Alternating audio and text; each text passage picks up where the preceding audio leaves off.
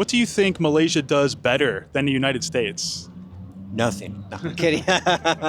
All the comments, you bastard, stupid American, biased. It is a second world country. It does have a lot of first world features. One thing that I really don't like, I can't stand actually, with any country, and I notice it here too, but more so in Bangkok, Vietnam as well, but more so Bangkok, is that it's not built for people who are handicapped. I am vehemently against the concept of putting sugar in everything because sugar is one of the worst things you can put into a human body. Today I interview. Okay, test. Okay, test. Today. Today I interview. Today I interview a fellow American who currently calls Malaysia his home. He's been to 17 different countries. So I want to know, how is he adapting to Malaysia? Is he finding it difficult? Is it an easy transition? I'd love to hear, and I want to know, how does it compare to some of these other countries he's lived in? Let's find out. Hey, what's up, Herman? How you doing? I'm doing great. How are you, Ben? I'm so good, thank you. Fellow American, Yes. where in the States are you from? Chicago, big city, just like New York. Okay. Yeah. And how long since you last lived there? Chicago, Or in the States? How long since you lived in the States? okay, since the States, July last year, but I'm highly nomadic, so I move around different countries for work all the time. Is that why you're in Malaysia? Is it for work? We're here for tourism, but we left America in July of last year, then we worked in India, then we worked in Thailand, then we worked in Vietnam, and now we're here. And I never know where the hell I'm going to be and where I'm called for how long, so I can get a call now saying go back to France or something. Nice. So I love that life. Nice. Yeah. So what are your first thoughts coming over here? What are your first impressions of Malaysia? Malaysia is extremely cool because I saw Kuala Lumpur through the eyes of someone else. And I thought it was quite different. But when I come here, it's a very different feeling. It is a second world country. It does have a lot of first world features, cool features, such as the transit system. Monorail is wonderful. I think it's in the back of us if we see it. I really like Malaysia, really like Kuala Lumpur because since I'm Chicagoan, I'm a diehard city person. I need the noise, I need the energy, I need the people. And Kuala Lumpur is a good mix because it's like you take a big city and squish it down and throw in big city infrastructure in a very good way, big city, malls and everything. So it's really cool looking at a city from a smaller perspective. So I like it because it's very atypical than the other places I've been. So you think it's quite a unique city? Yes, very much so. And how would you compare it to your time in some of these other countries? Do you find that it's an easier day to day? Do you find it's more convenient? Let's say compared to Thailand, do you find that it's more fitting for you, or how do you feel about it? Understood. So I like Malaysia very much. I like Kuala Lumpur very much because, again, I'm a city person. But my favorite city in the world is Bangkok. I know Malaysians will not like that. I'm sorry. I was a diehard Chicagoan, so I'm all about Chicago and big cities and stuff. But then I worked in Amsterdam. In 2019, I worked in 8 countries, and one of them was Amsterdam, Netherlands. I love Amsterdam. Yeah. Great city. It was excellent. And I came there and I'm like, Jesus Christ, this is my favorite city now after Chicago, being a diehard Chicagoan. But then I went to Bangkok the same year, a few months later. And I was like, Jesus Christ, this is now my favorite city. And nothing has trumped that thus far. But Kuala Lumpur is really cool because of what I just said. It has a great big city vibe. You can do all kinds of crap. You can find low-level stuff. You can find local stuff. You can find high-end stuff. You can find international stuff. So it's the epitome of internationalization in Southeast Asia, one of the cities of such anyway. So do you find anything difficult about living here, about your time here? Is there inconveniences? Is there stuff that maybe needs improvement? What do you think? There was one guy on one of your previous shows, and if I remember correctly, it's the guy you interviewed at the end from Ukraine. Yeah, from Ukraine. Okay. Yeah, if you a few years ago. Yeah, it was the last guy with the black sunglasses and black T-shirt, and he said it's Very not firm demeanor, very like Yes, very yes. firm demeanor, very straight to the point. Like I like that guy. Yeah. I did too. He was like, I don't care. I'm this way. I like that because I'm not politically correct. I'm just say what you need to say. So he said something that I agree with. He said it's not great for pedestrians, and I walk everywhere. Per instance, I typically walk between 3 and 6 hours. Per instance. About 3 times a week at least for well over 20 years. So I love getting in I don't like touristy How many crap. steps is that? Do you know?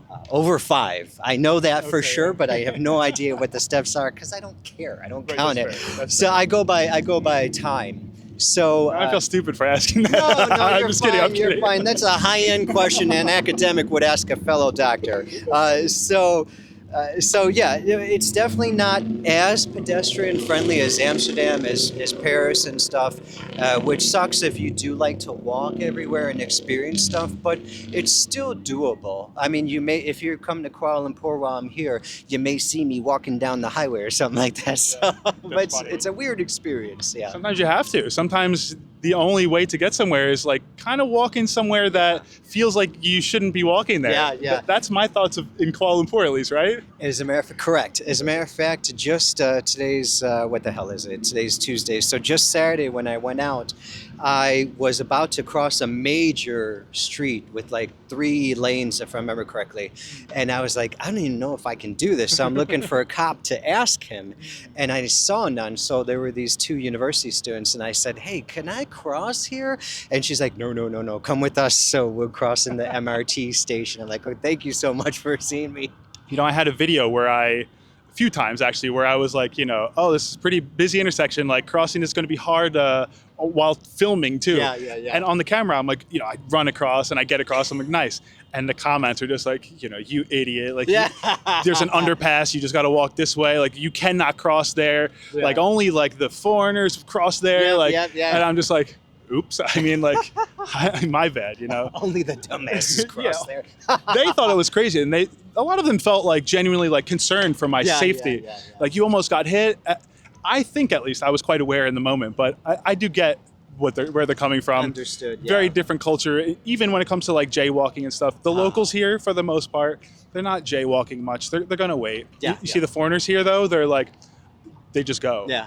And that's typically me too. I don't need to wait. Yeah. And expanding upon the answer of the pedestrian situation, one thing that I really don't like, I can't stand actually, with any country, and I notice it here too, but more so in Bangkok, Vietnam as well, but more so Bangkok, is that it's not built for people who are handicapped. It's like, Oh, yeah, Jesus big Christ, time. think of the goddamn people who can't, the older people who can't take 50 goddamn steps or something to go up this way and then here and then there. That really pisses me off because I'm a huge humanitarian. I'm like, come on, man. What about wheelchair people or something like that? So You rarely will see people here in wheelchairs like going around, and when you do, Yeah. it stands out, and I'm like, Yes. oh, I really feel for this Yep, guy right yep. now. It feels like I see every time they're struggling a Yeah, bit. yeah. And it's like I'm struggling to walk on these sidewalks, yeah. on the rocks and on this. Yeah. It's curved. yeah. So my thought of like having a wheelchair is like, oh my God, Yeah. you would not even be able to leave like KLCC. No. You couldn't No. go outside this small circle, No, right? you can't do that, man. You can't do that and then lock down a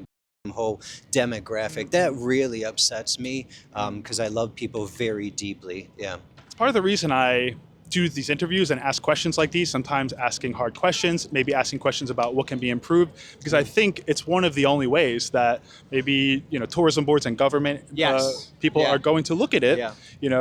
I'd like to use the platform in a way that, maybe it does spark change. Maybe they do see enough people complaining about the walkability, Yeah. complaining about, maybe disabled people getting around, that they're going to have to take note. Because even in the comments you'll read, like some of the highest rated comments are like, guys, like you got to take note. Every interview I see people talking about it not being walkable. Yeah. And so it's like, interesting. Yeah, that is coming up every single time. Yeah, you never know. Yeah.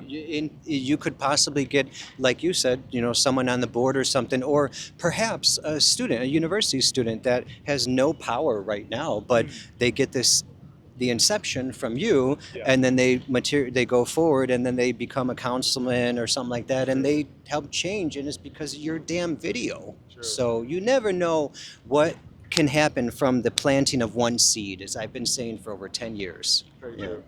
So let's move on from this. I want to ask you something. Oh, Do you? God. No, nothing crazy. But in regards to the language, let's say, have you picked up any slang phrases or little phrases that you find yourself using, or are you finding that you're taking on any cultural things or things from Malaysians that you're adapting to your personality? I don't know. How long have you been here as well? So that's my thought. Understood. Yeah. I've been here for a little over a month. Okay. Yeah, maybe like month, 2 days or something like that. Yeah. So I haven't taken upon any such thing. Yeah. I have noticed it because I'm a doctor of metaphysical psychology, so I'm always psychotic for picking up on details and stuff like that and how does it apply to psychology and stuff. But I haven't taken upon anything, but I love cultures, love languages. I can't stand tourist crap. Not that it's wrong, it's just preferential. So wherever I go, I never am doing tourist crap. I always like to live within the people, get the real experience, the real food and stuff. So I hear it, but I don't take it upon myself or anything like that. Not for any bad reason, but yes. Naturally. Yeah. I mean, if you interview me next year and you hear me saying, I'm not even sure of all the stuff, but speaking like, man, you really changed, then yeah. That's funny. So you did say you came here for tourism, but it sounds like you don't mean like typical tourism. You mean like you're coming here to Right. see the country, to see what the culture is, see what the people are like, this kind of stuff, right? Yes. In my work, like I said, I'm a doctor of metaphysical psychology, but I'm not a clinical doctor.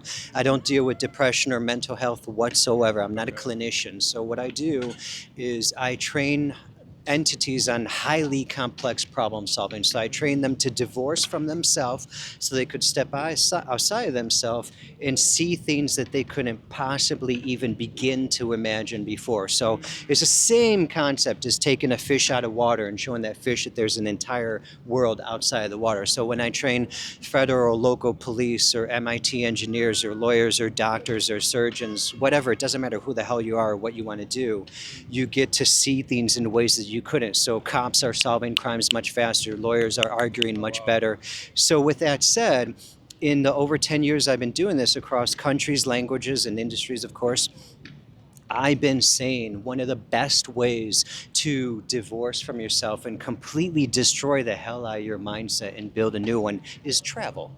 So because you get drowned in experiences, whether it's languages or food or people, like you said, nomenclature, just ways of speaking, body language, everything. And if you pay attention and do active learning, not just go there and you don't pay attention to shit, then it's like you wasted time. Active learning and taking it in, it is stupidly fast how good you see and how quick you see. Your core, your mindset, your vision, and your values change in a better way. So it's like, Jesus Christ, now I can see things better than I did before. So to answer your question for the long answer, is to come here and get more experiences, see new things, come up with new ideas so I can take that and inculcate it, learn it myself, and then pass it on to my clients as well. You are essentially getting a new perspective, seeing things that you didn't otherwise know. You didn't have that information before, and now it's opening your eyes. Yes. Is that kind of the concept? That's what it sounds like. That can be a commercial for me. I'm the epitome of a nerd. I'm psychotic, and I use that word carefully, but I do use that word for knowledge. Just study. You've seen my education background, everything. Multiple PhDs, yeah? I wish. I have 6 degrees, 2 masters, 2 masters, 2 bachelor, 1 associate, 1 doctor, and I'm actually speaking with another university in America to get my 2nd doctorate because I have 6 degrees, but I'm the stupid one compared to some of my colleagues because one colleague has 7 damn degrees. He's got 1 PhD. He's from India. I love him. We've been friends for 17 years. He's got 1 PhD, 3 masters, and 3 bachelors. And this other bastard, this futurologist, who's the most successful futurologist in history. He's got a doctorate in science, computer science, and he's got like 9 goddamn acronyms. And it's funny because one of my colleagues who's from Harvard, he and I taught at the university in America together, and I would always mess with him. He's like maybe 15 years older than me, and he had 5 masters at the time. This was maybe, I don't know, quite a few years ago, 5 masters at the time. And I would always mess with him. He's like maybe 60, 65 at that time. And I'm like, yeah, you got 5 masters because you're too stupid to get a doctorate. No one will accept you. But then he contacts me and he goes, now I have a PhD from Oxford. I'm like, oh, now I can't say anything. I'm like, you blow my education You out got of it the just so water. you got it so that you couldn't say anything think that's anymore. the only reason why he got it. He doesn't care for the education. So That's funny. That's funny. You know, sometimes I feel like when I'm in certain environments around like very academic people, highly intelligent people, high IQ people, whatever it is, I feel like, okay, even though I feel like I'm a smart guy, sure, the way that I live my life and typically like the way I dress, having tattoos, my lifestyle is often quite different. And so like coming into these environments, sometimes I feel a certain weirdness feeling where like, Yeah. oh, I'm going to feel a little bit different. Yeah, These people yeah, might judge yeah, me. yeah. I have this, this whatever feeling. Yeah. And so, but I think it's cool. I'm getting more accustomed to like interviewing all different types of people. Like for example, I had a meeting with Nomad Capitalist. of course. Yeah. So we're doing Andrew like some Henderson. Andrew Yeah, Henderson, yeah. yeah, great guy. Yeah, We yeah. met up. We hung out for a bit. We're doing some Yes, collaboration. excellent. I didn't know that. I'm going to speak at the Oh, Nomad Live damn. conference here. Wow, that's so More cool. info will come when I figure out the details for sure. And he's going to pass my name to Andrew Henderson.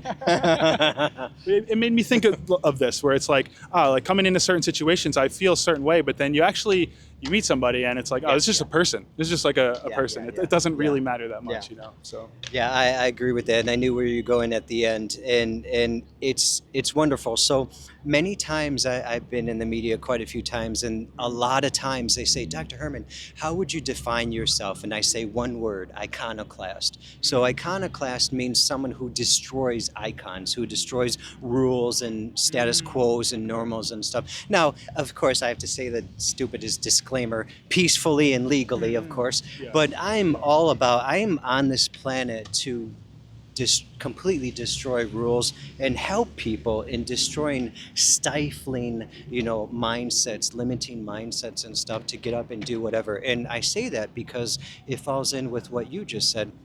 There's this inculcated mindset of, oh, if you're an academic, you don't really want to show your tattoos. Don't want to have this nose piercing that I have here that I proudly display. You don't want to be weird. I'm like one of the weirdest people you could possibly meet, and I'm damn proud of that. So I agree with you, and I want to say further that I have a lot of damn colleagues over the 10 years I've been doing this work, and even longer than that, that are tattooed, that have piercings, that has the septum pierced and bald and stuff, and they're really kick-ass. And you talk with them, they're like, yeah, I'm a PhD in musicology or something. You're like, man, that's so damn That's cool. great. So I want to say that because I agree with you. The status quo is what it is, what you said, but there's a lot of people that are coming up and really destroying that mentality and that status quo. And I love it because it's more accepting and it's more empowering for people to be like, I have tattoos. I don't have to disregard academia styles or even consulting to academia. It's like, yeah, I have tattoos, but I can tell you what the hell to do in your own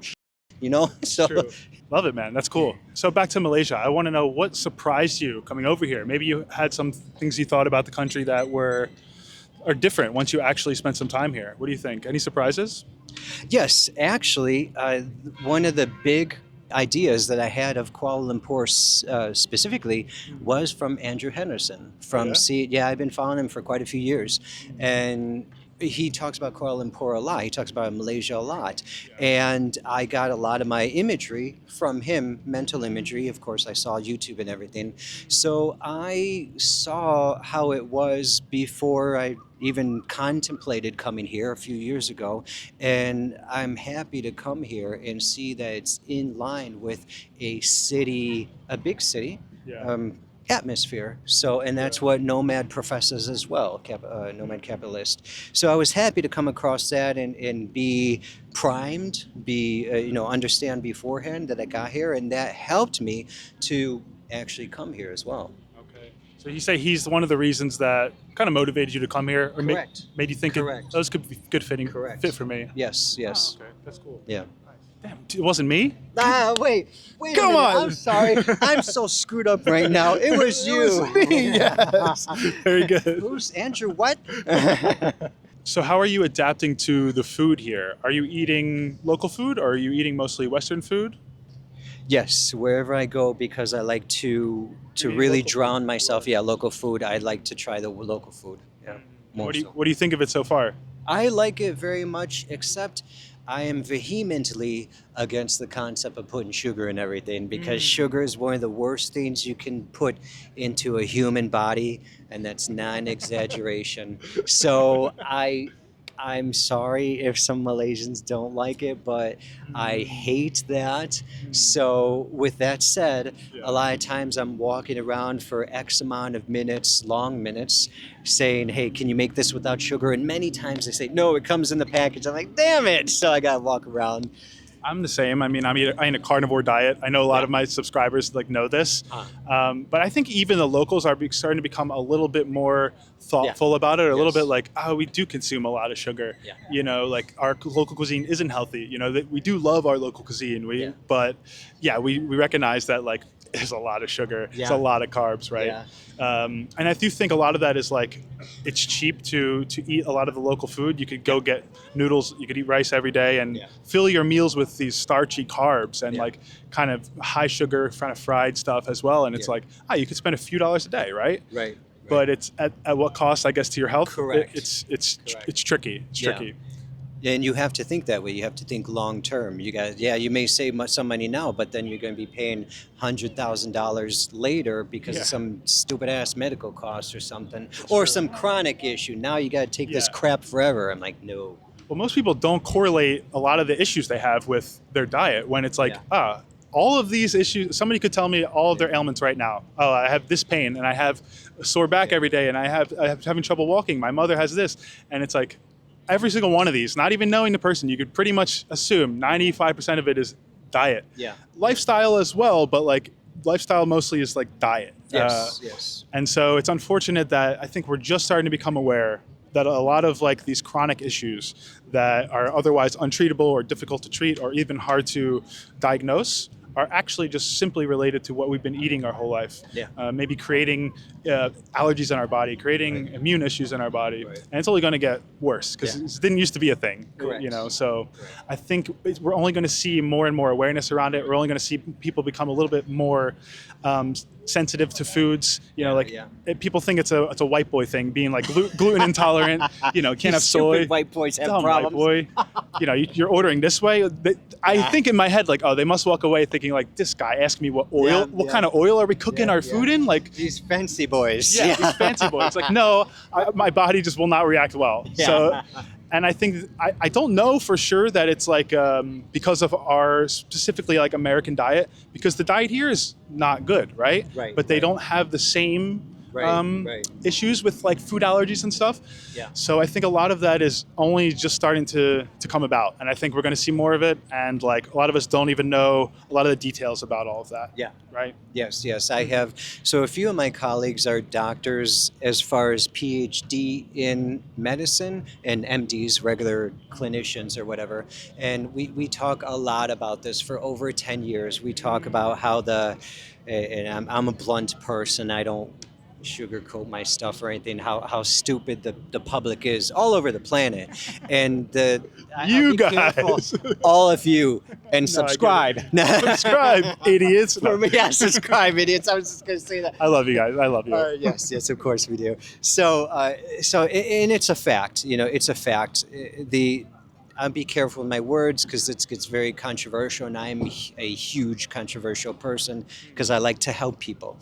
So, it's on purpose that the education is not there for various reasons because more money can be made by big entities amongst the stupid Big people. pharma. Yeah, since you said it, yeah. And I actually have colleagues that are consultants too, what's called Big Five, the big pharmas, and they, they do what they need to do to make their money and have their families survive and stuff. But then in the media with me or in books with me, they tell the world everything. So, but going back to your word, your point, yeah, it's absolutely correct, and it just the diet isn't good, especially in America. It's not that great here, but it translates into different variables, like you touched upon. Yeah, there are not as many allergies here yet. Like you said, there absolutely, in my opinion, will be more allergies all across the world because of the stuff that companies are doing and the education that is lacking so vilely, disgustingly.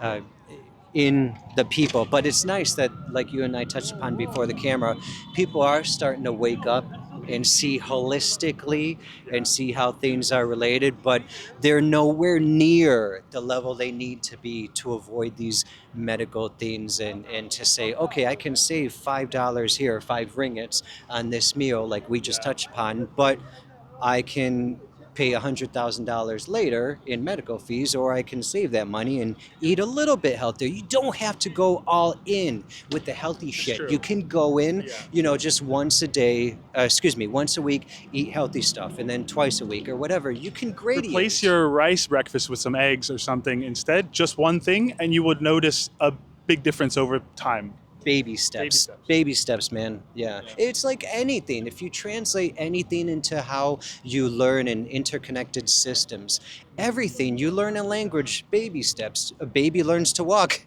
baby steps, literally. Change your diet, change your goddamn health with baby steps. And then eventually you'll say, Jesus Christ, I was 50 kg heavier last year, and you'll see a huge difference. Okay, do you think Malaysia is somewhere that you could ever live? You could see yourself staying for, say, 1 year plus? Easily, easily. Yes, I like it very much. Like I said, I'm a big city person. I can't stand boring ass towns and quietness. Not that it's right or wrong, it's just preferential. So I need the noise, I need the people, I need the energy. So KL does have that, and I'm very grateful because there are some places I've been and I'm like, it's not bad, but it's not really me. So KL, I can definitely see staying longer term. I have no idea where the hell I'm going to be later because, like I said, I'm highly nomadic. Could I be in go. Saudi Arabia next month. Oh, I'd be happy to go to Saudi Arabia. I've wanted to go to Saudi Arabia for a long time. So yeah, there's no country I would say no to, even if it's dangerous. I'm like North pretty. Korea?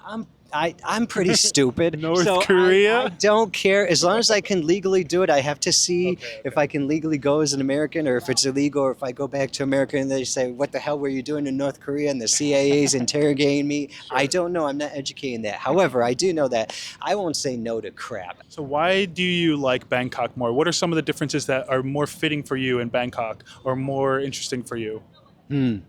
Again, sorry, Malaysia. President of Malaysia, or do they have prime ministers Prime here? Minister? Prime minister. Think so. I'm sorry. If you don't like this answer, his name is Ben. He's on YouTube. You can find him in YouTube. I will be gone from here by then. The truth is, a lot of Malaysians, like, they love Thailand. It's like they're the most visited tourists in Thailand are Malaysians. But when you do start getting this, like, this place versus this place, they do think, like, what are you saying? I know. You just like to party. I But it's know. like, I think they understand where you're coming from. They kind of see that it's just like everyone has their preferences, and it's like, that's just how it goes, right? Yes. I love Bangkok the most because, in my opinion, in my experience, it is the epitome of a high-end city. Now, I haven't been anywhere. I've only been to, I want to say, maybe 17 countries. That's all? Well, that's nothing. They're like Sure. 192 That's fair. countries or something like that. So, yeah, for the average person, it's like, wow, damn. So, yeah. So in my experience, it is the epitome of a big city. You got the noise, you got the energy, you got the nightlife. Though I don't do nightlife, I never drink alcohol, I don't smoke. It's just the energy. I thrive off of energy, like we spoke about before we rolled the cameras. I'm not hooked on anything. I have no addiction. But I've always had very high energy. As you can see, I'm a very animated person since I was a child, always. I never need caffeine, but I like the energy. I feed off of the energy of atmospheres and other people and stuff. Not that I need it, but it's a real, kick ass to when you're writing a book, when you're giving a speech, when you just want to feel different and change your atmosphere. So that's why it's definitely on a different level and why I like Bangkok so much. It feels like you like to be able to walk out of your door and kind of be in a lively atmosphere very quickly, Yes, right? yes, very much so. That's a good statement. It's a good summation. Yeah. Yeah. I'm the same way. I mean, I do get a little burnt out on it sometimes if I'm several months. I start feeling like, okay, I need an escape now. But pretty quickly after that escape, it's like, okay, let's go. Let's get back to the big city. I mean, I'm draining. I need some more energy. yeah. I mean, I went to like Koh Samui. It's like a beautiful island in Thailand. Okay. Yeah, very nice, very chill, very calm. And I was like, let's see if I could like live on an island. How would it feel? Like I'm gonna stay here for like 2 weeks, see how it would feel, right? Yeah. After like 4 days, I was like, wow, even 9 days, it's like a bit too much for me on like something so calm. Understood. The conveniences, everything being spread out, just being a little bit more isolated. And like you said, the atmosphere is not as lively, it's not as energetic. Yeah. And that does not suit me. And I realized, wow, I would not be happy living on an island like this, living that life. Yeah. Where some people, it's the polar opposite. Yep. That is like their everything. And if they come to the big city, they're like, get me out of here. I could do Bangkok for 1 day. Yeah. People will say to me like, Bangkok's great for 1 day, for 2 days. And I'm just like, oh God, yeah. I guess. I mean, I feel like it's great in general. Yeah. Some people say that about KL too, where I'm like, they're like maximum 3 days. And I'm like, why? Well, I mean, just live your life here. I mean, maybe you get bored. There's not like stuff to do every moment, but like that's anywhere. Yeah, I mean, it's all preferential. It's not right or wrong, but everyone has different feelings and different needs, and they just love different things. So what do you think Malaysia does better than the United States? nothing. No, I'm kidding. All the comments, you bastard, stupid American, biased. I don't know if you saw, I did a video, what do Malaysians think of the US in 2024? I did a couple months ago. And everyone, like to my face, knowing that I'm American, I suppose, was just like saying good things, like only good things. Oh, I love it. Like the culture's so good. The movies, the shows, the music, they all pretty much talked about the movies and the shows. That's all we have, really, the music.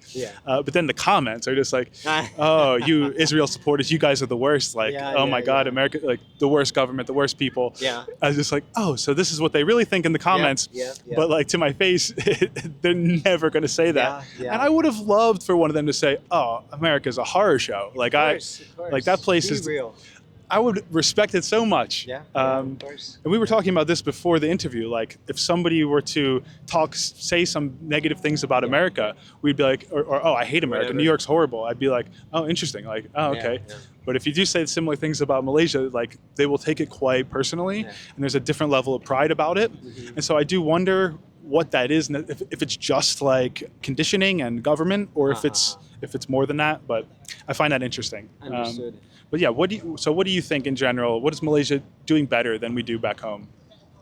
Well, definitely with the first thing that comes to mind is the familial relationships. So family, of course, family is far more tight here. True. And some people may say that's too much, like if it's too controlling or just people want to get away from family. I understand that, but comparatively to the US is definitely tighter here.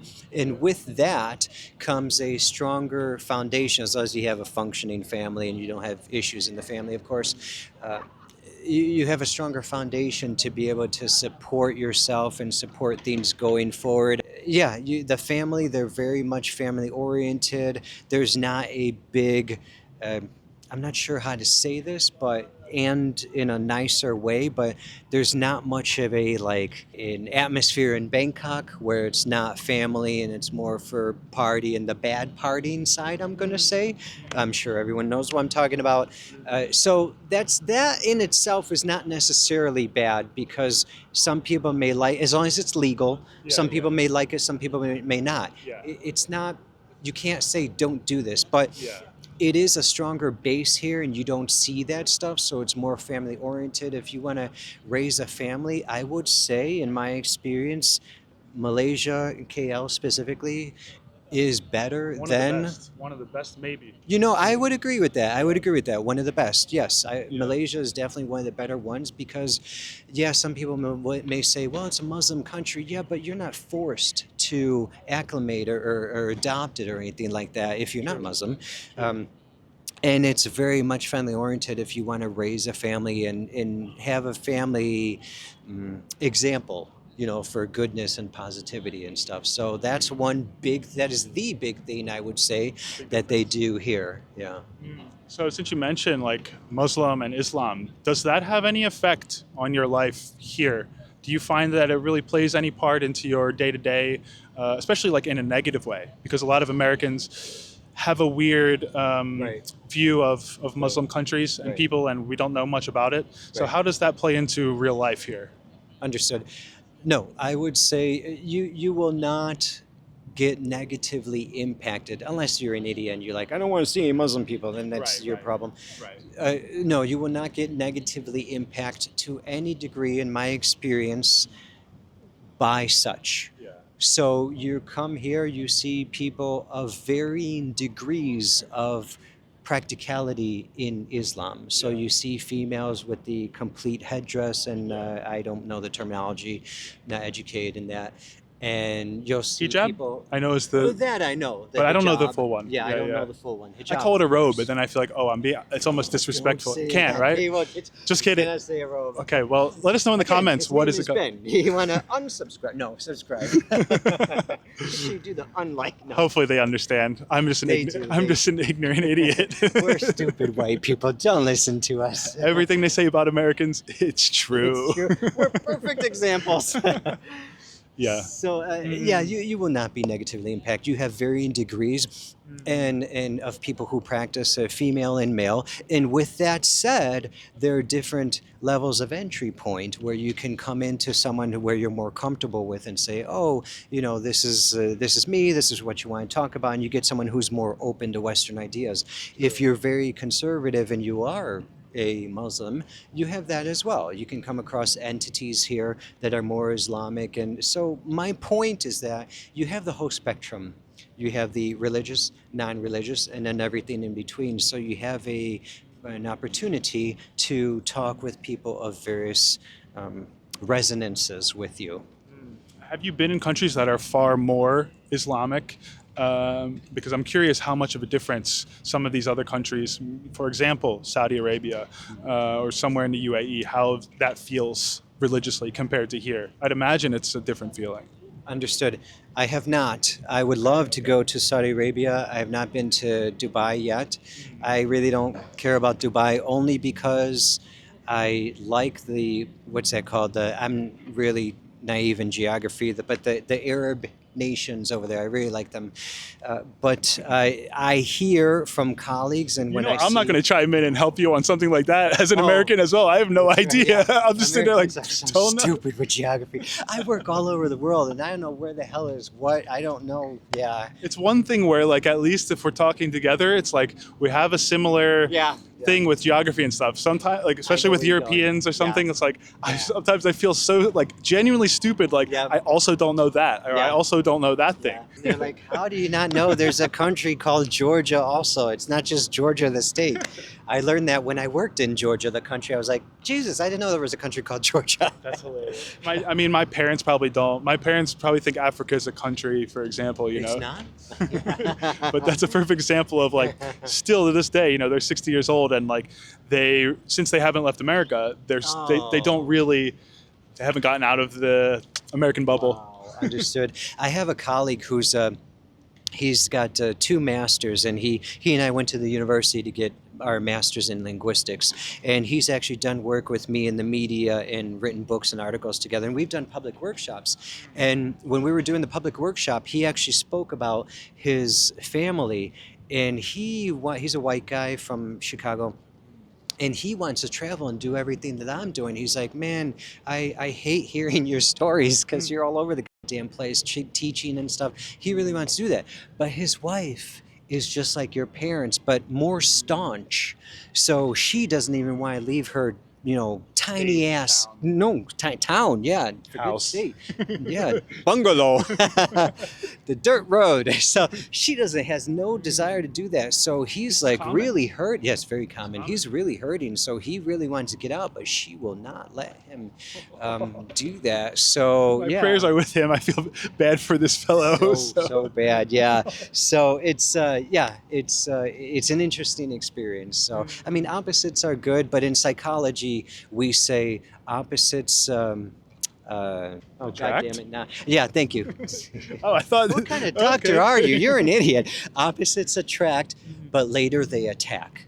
So in psychology, the full phrase is that, and you have to be very careful because that's true. In the beginning, it's like, oh yeah, you have a balance and stuff, but you have to be careful. Down the line, Problematic. it can very much implode. So you gotta tend to that carefully.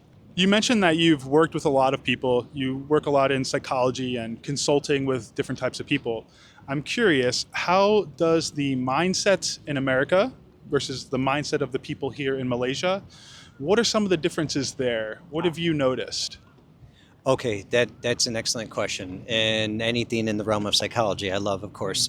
So I would first come back semantics and say, well, do you mean in general, or do you mean from an entrepreneurial mindset, a business mindset, an everyday person mindset, or I can answer just in general. I'd say in general, I think from a perspective of business, entrepreneurship, Okay. yeah, how is the mindsets different?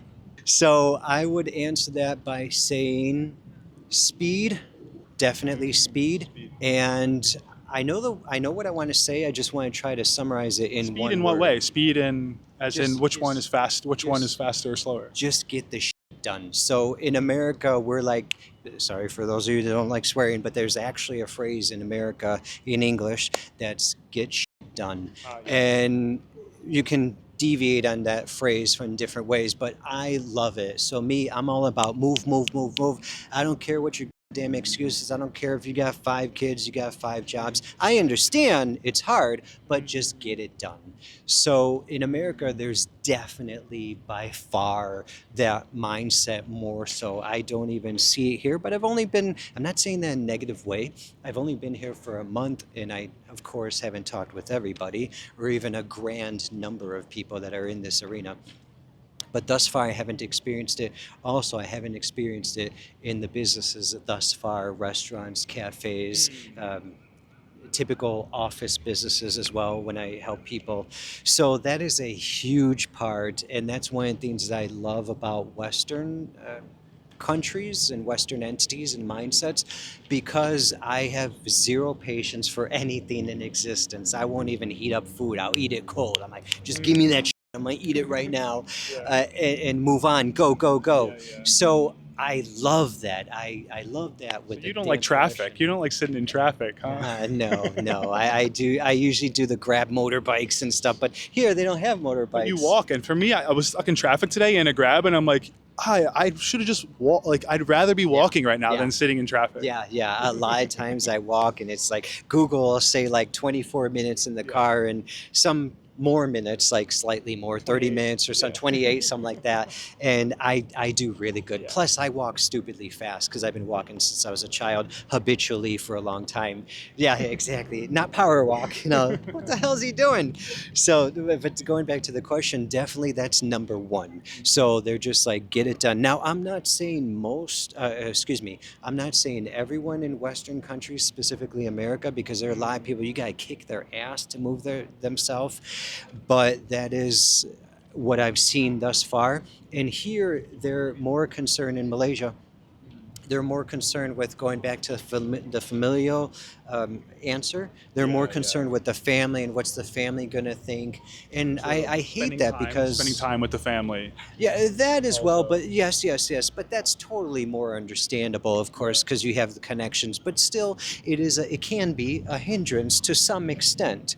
But not saying you need to divorce from your family, of course. But and one thing that's troubling for me as a deep humanitarian is I don't like when in the Asian culture in general, there's a lot of face involved and they don't like to go against the family. And so many damn times I'll get an Asian university student or even an Asian young adult, like 20, 21, 24, something like that, that's not in the university. They'll say, Dr. Herman, how do I do this? This is what I really want to do, but my parents want me to go to school and be an engineer or a doctor or something like that. And you really have to learn to just, as we said earlier, with with the fact, you just have to deal with it. Get over it and just face it. It's hard. I'm not saying it's easy, but just go do what you want to do in the most kind fashion because it is your family. So those are the two answers I'd say with the psychology that stands out very quickly: the speed and then the second one with whatever you want to call it, hindrance because of the face and wanting to go slower and wanting to not upset the family because someone wakes up and they want to be a tattoo artist and have open up a tattoo shop, which would be kick-ass if he did that, in my opinion, because I like that. When you're in a more conservative family. So that's a sad thing, but those are two variables that I see definitely at the onset. I can definitely see that as well. Say one with the speed, I think that plays into like work-life balance, right? Where sometimes in America we have maybe too much of a hustle culture. Maybe, if you love to work and that's all you do and that's what you love, like great, that's amazing. But some people do push themselves too hard past a certain point. But then here on the other side of the spectrum is Southeast Asia. It's like an island vibe, but in the big city, And I even mentioned sometimes like how slow people walk here, for example. It's like it translates into everything I think in life. Like just taking it back slower, not thinking too much about things, not really having anywhere to be. Even if you do have stuff to do and you have places to be, people here kind of live life like take a step back a little bit. Where especially in New York, probably even in Chicago, any of the big cities, people are kind of like on the move. They need to, like you said, get shit done. It's like, I don't have time to mess around. And I think sometimes even we struggle more to find a little bit of time for our family and things like this. And of course. We have to really make an effort to put in that time. Where here it's like, that is their whole thing for the most part. It's like, that's what they do. If they're not working, they're like typical hours. They're 9 to 5. It's like they're with their family, And that is a huge difference. That's like something I noticed too. Very quick. And the other thing you said, it's like I probably wouldn't have become a tattoo artist who knows, but like if I grew up in a Asian household and I had these parents pushing me towards academic type things instead of like me sort of raising myself and finding my way on the internet and just kind of traveling the world. It's like, okay, well, I can do whatever I want. I can do anything, so I'm going to, right? It's huge. And it's. I mean, thank God you did that because you look cool as hell. First of all, I will say that he definitely. I hope so. Definitely, man. And it's also the exposure in Western countries, especially America. You're exposed to all kinds of shit. You're exposed to in a good way, the bad stuff as well, but in a good way is what I'm speaking of. So, you have the internet, it's common. You have these controversial topics, these controversial news stories and stuff. So it allows you to flower into whatever entity that you're ultimately going to be, such as a kick-ass YouTuber and tattoo artist, or such as an academic who's very conservative, Thai and everything like that. They're not wrong, man. It's whatever the hell you want to do. But the point is that there's more exposure and more freedom in those atmospheres, like we talked about with atmospherics. It's true. In those atmospheres that allow for a reign of freedom. And in the Asian culture in general, not only Southeast Asia, not only Kuala Lumpur, but the Asian culture in general, they are very much behind that kind of atmosphere or influence or whatever you want to call it. And I don't say that, of course, negatively I do say that negatively, but not as an idiot.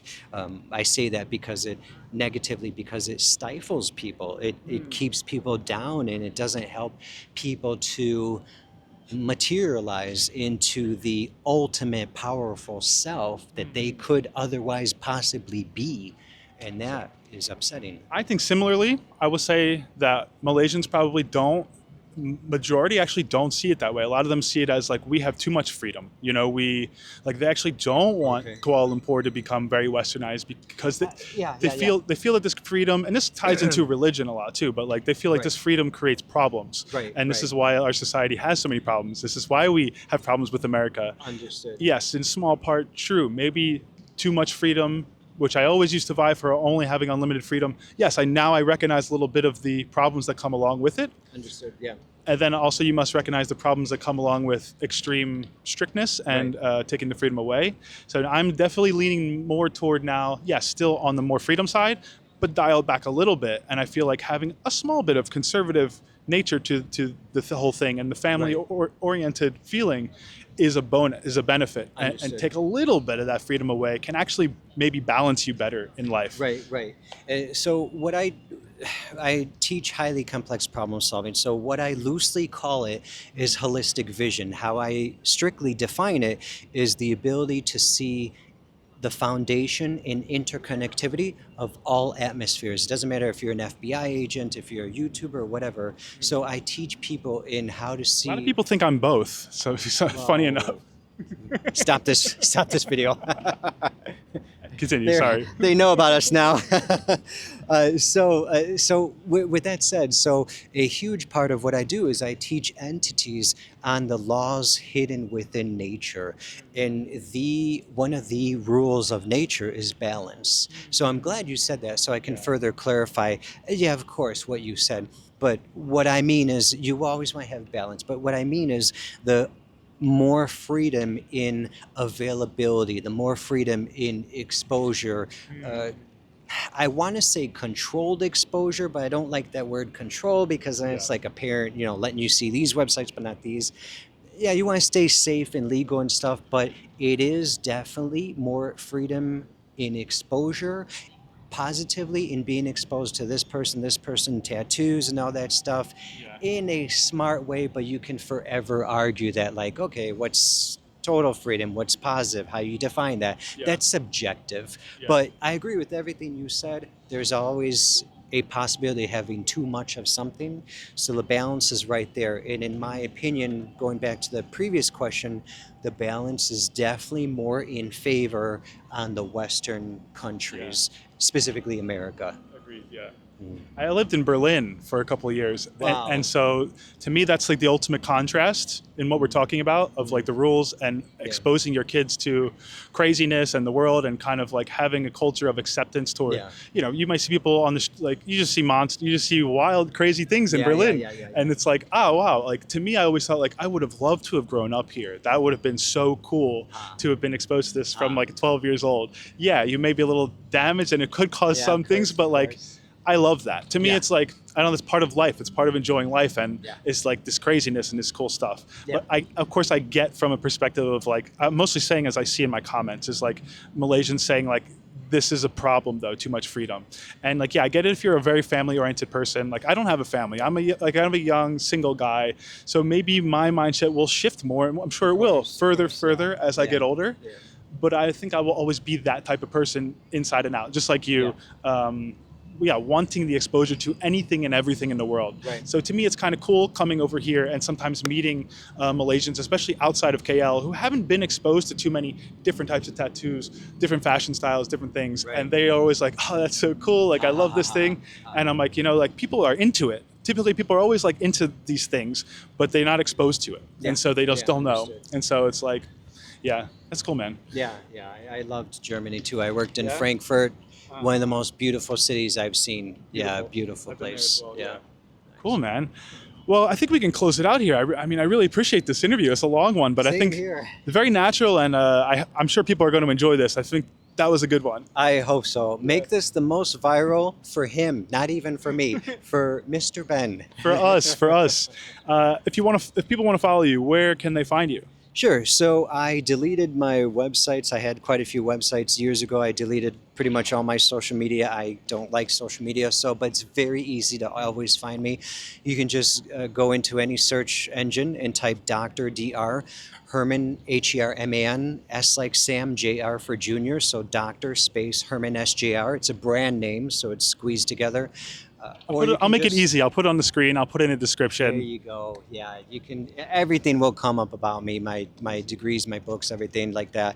And so that's basically, you can always find everything that I'm doing. And I'm known as the collaborator in my circles, in my academic and business circles. So I'm always collaborating on books or videos or something with various experts and even lay people to do things and get people to think differently. So. Yeah. Love it, man. Awesome. Appreciate Cool. it.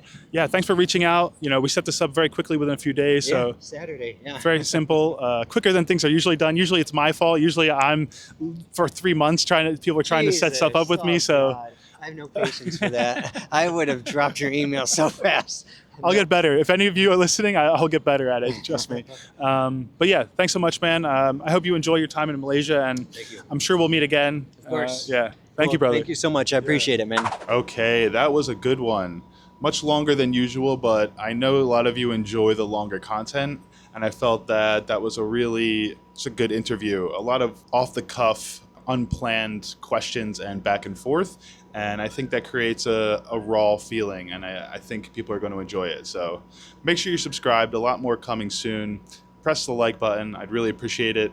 And next, you can watch this awesome interview I did with foreigners where they say what they really think about Malaysia. You can watch that right here.